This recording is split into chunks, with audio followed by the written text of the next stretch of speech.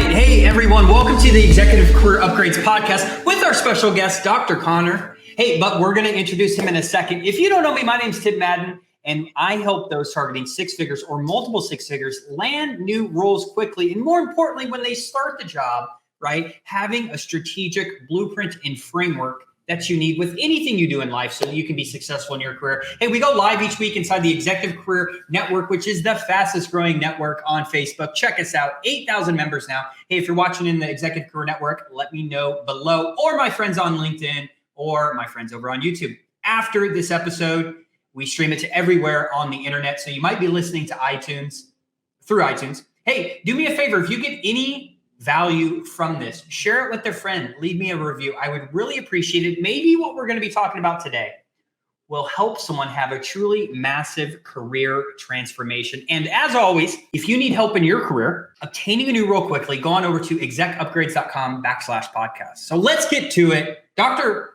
Connor, introduce yourself. Tell people what you do. Yeah, man. Thank you so much for having me. So Dr. Connor Robertson, chiropractor by trade, grew up in Canada, moved to the US, practiced for 2 years, and then kind of realized the limitation of physical businesses, right? If you have a brick and mortar business that sits in one particular place and you can't move the building, well, you're limited by that location. So we decided to build a couple online businesses, come from the recruiting background originally with my parents, and then built a couple tech companies, then a marketing company, then another tech company, and here we are today. We're all focused on connecting people around the world. Everything is B2B, service-based companies. We help them grow through organic marketing. So that's what we do today. Excellent. Today's episode 40, 5 ways you can use storytelling to accelerate your career. But before we really get into the different topics, how did you become a chiropractor and now you own, lead generation, all these different types of companies? What really inspired you to do that? Because just like we were talking about, was it maybe due to being able to tell a really good story? How else are you going to get clients? I think you're right about the storytelling too, right? One of the biggest things that I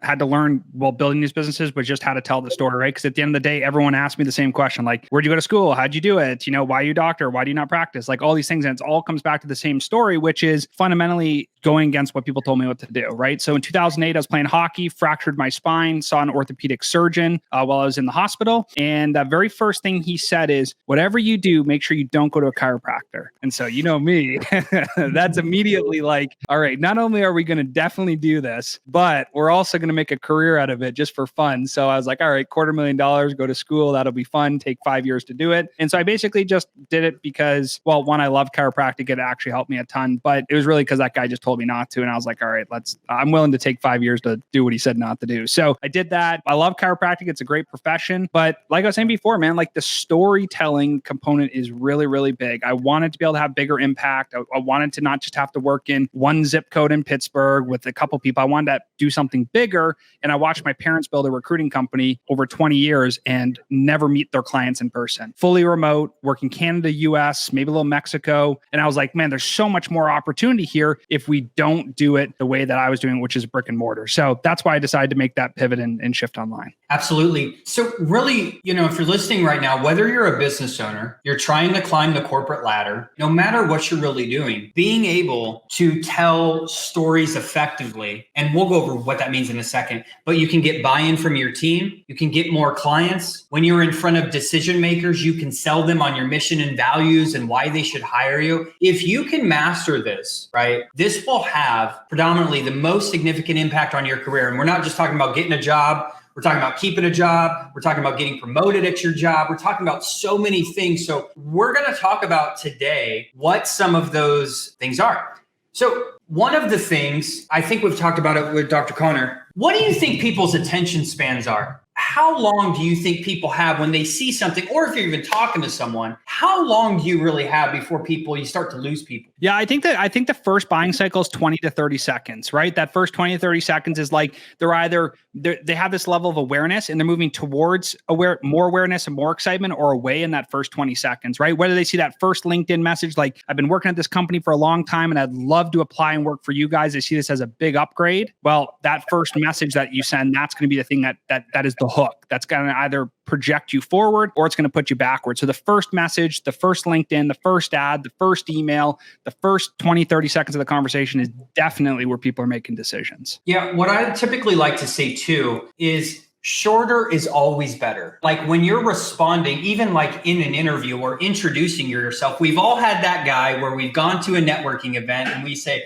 hey, Connor, what do you do? And 20 minutes later, we're like, is this guy going to let me talk? Or have you ever been on a networking call or something for like 30 minutes and you didn't get to say one thing and you're like, this guy just talked for 30 minutes? Like, so hey, the first tip we have for you today is shorter is always better. Clear, concise communication is so important, even more important today in 2022. When I look at my desk right now, I have a can, a water, a phone, headphones, all of these different brands everywhere. It's your mind is like a computer, process like 50,000 different things a day. Knowing what to say is so important. That's why when we talk about elevator pitches or introductions, we typically say, hey, keep it to 60 seconds. So how are you gonna capture that attention? Usually the person who talks the least wins. So that it's not just what you say and how you say it. It's not always just, hey, keep it super short, but it's keep it short. But that also means listening to what that other person's doing. That is keeping it short. You get the 30-minute call. You don't need to talk for 29 out of 30 minutes. You want to be talking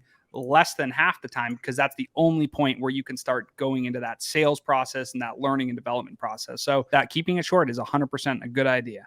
And number two, like knowing your audience. And I know me and you mainly talk about, hey, if you want to get hired in corporate America, know pain points. If you own a business, why do people buy your products and service? They're trying to eliminate some type of problem that they have.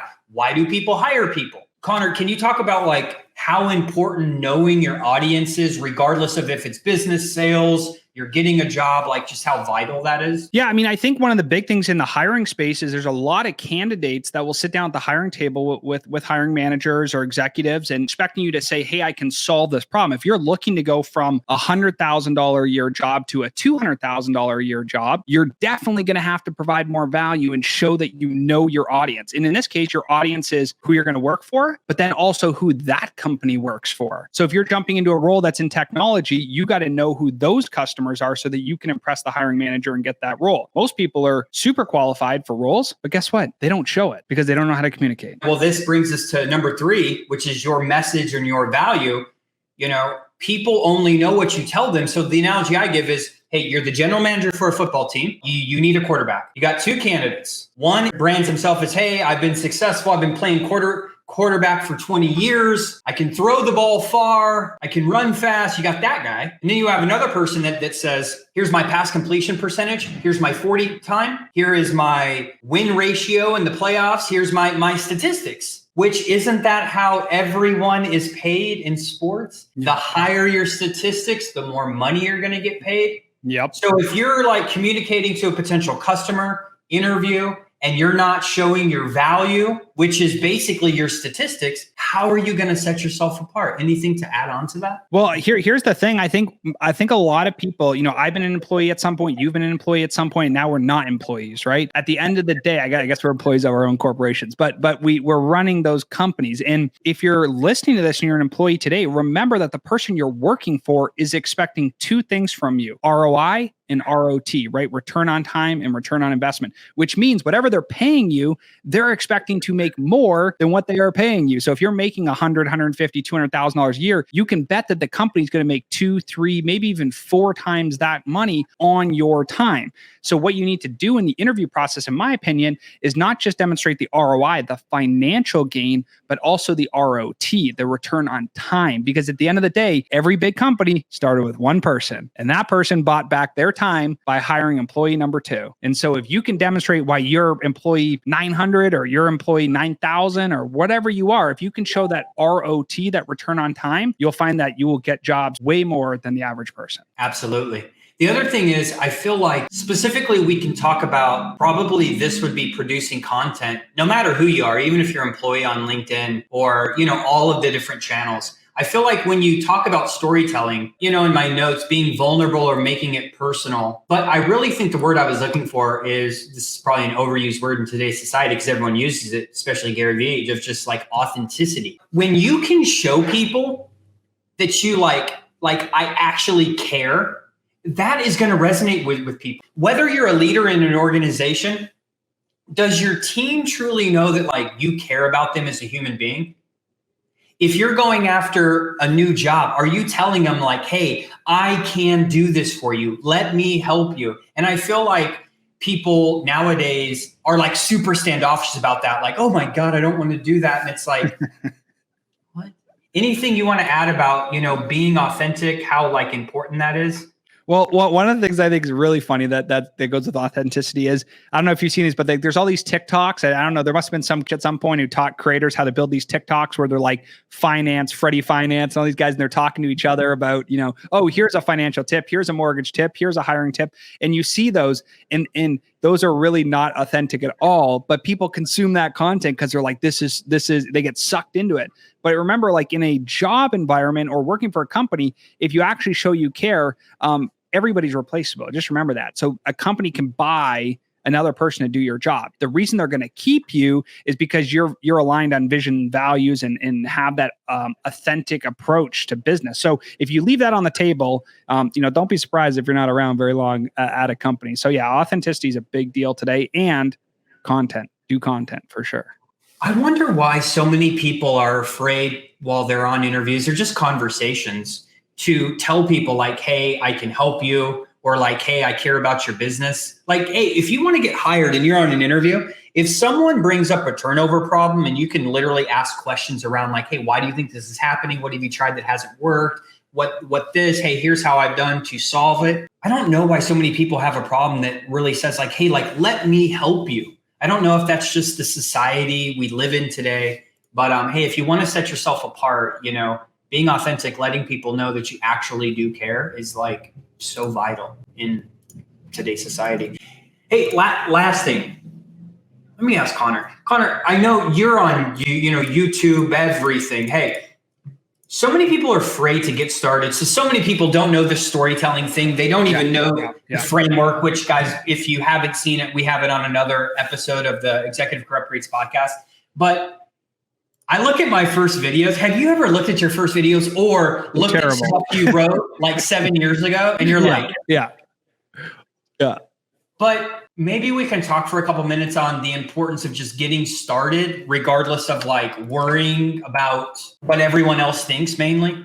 Yeah. Well, like, oh my God, what if I tell them that, yeah, Tim, I know that you say be authentic, but I'm still scared of talking to them about, that I can help their company or something. I think of the content play, the big issue that people have, whether you're an employee or a content creator, you just like doing it in your pastime, like you think you have to say something that other people are going to like. And that's the problem, right? It's like you're building content around what you think people want instead of what you want to do. So when I look back at my content, it's like, and you said it too, it's like, it's kind of like a cringe, right? You're like, oh, that was terrible. This is, I'm way better today.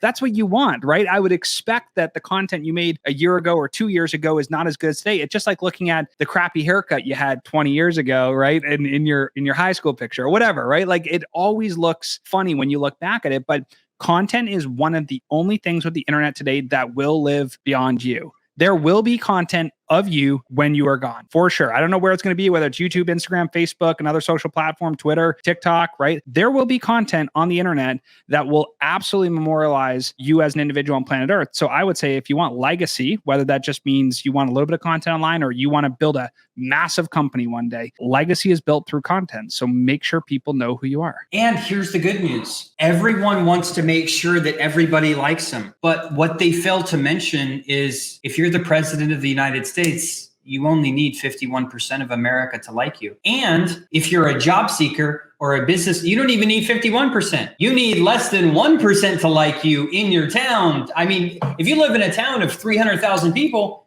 1%, that's 3,000 people for your business. I mean, whether we're talking about business or sales or, corporate America. So absolutely. So, hey, practice. Go back in our previous videos or our previous podcast was on the actual framework of storytelling. But hey, we just wanted to recap one more time what we talked about today is, hey, shorter is always better. Make sure you know your audience and who you're talking to, that you can clearly, effectively communicate your message, your value, being authentic, and the importance of practicing and just getting it done. Reminds me of a Joe Rogan quote where people say, man, I wish I'd have started a long time ago. Well, yeah, it's stupid, but you didn't.